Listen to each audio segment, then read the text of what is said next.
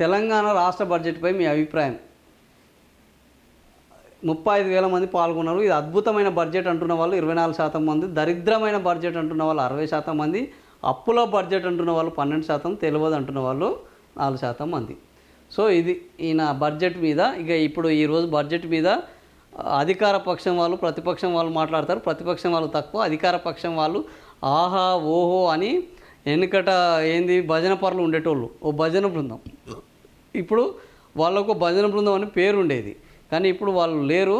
ఇప్పుడు ఈయనకు భజన బృందం ఇవాళ మనం అసెంబ్లీలో చూస్తే అవపడుతుంది ఎవరెవరు ఈ భజన బృందం అనేది. ఇది అద్భుతమైన బడ్జెట్ అని 24% మంది జనం అంటుంటే, దరిద్రమైన బడ్జెట్ అని 60% మంది అంటున్నారు. సో ఇది పెడితేనే ఇంతమంది చెప్తున్నారు. సో 35,000 మంది పాల్గొంటే ఈ రకంగా జనం యొక్క అభిప్రాయం అనేది ఇది అప్పుల బడ్జెట్ అని 12% మంది అంటున్నారు. ఇది మన బడ్జెట్ స్వరూపము. ఇక దీని గురించి ఇప్పుడు 31 తారీఖు వరకు రకరకాల చర్చలు, ఎంతసేపటికి డైవర్షన్ పాలిటిక్స్. అసలు ప్రజల గురించి మాట్లాడతారంటే ప్రజల గురించి మాట్లాడేది లేదు, పాడు లేదు.